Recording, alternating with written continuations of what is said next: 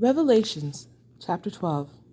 Now a great sign appeared in heaven, a woman clothed with the sun, with the moon under her feet, and on her head a garland of 12 stars. Then being with child, she cried out in labor and in pain to give birth.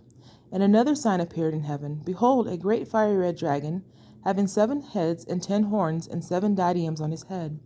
His tail drew a third of the stars of heaven and threw them to the earth. And the dragon stood before the woman who was ready to give birth to devour her child as soon as it was born. She bore a male child, who was to rule all nations with a rod of iron. And her child was caught up to God and his throne. And the woman fled into the wilderness, where she had a place prepared by God, and they should feed her there 1,260 days.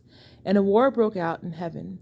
Michael and his angels fought with the dragon, and the dragon and his angels fought. But they did not prevail, nor was a place found for them in heaven any longer. So the great dragon was cast out, that serpent of old, called the devil and Satan, who deceived the whole world.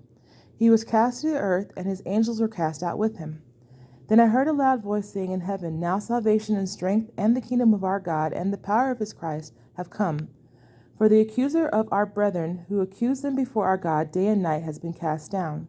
And they overcame him by the blood of the Lamb and by the word of their testimony, and they did not love their lives to death. Therefore rejoice, O heavens, and you who dwell in them. Woe to the inhabitants of the earth and the sea, for the devil has come down to you, having great wrath, because he knows that he has a short time. Now when the dragon saw that he had been cast to the earth, he persecuted the woman who gave birth to the male child.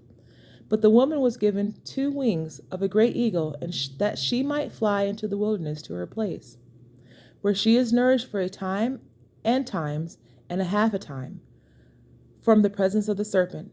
So the serpent spewed water out of his mouth like a flood after the woman, that he might cause her to be carried away by the flood.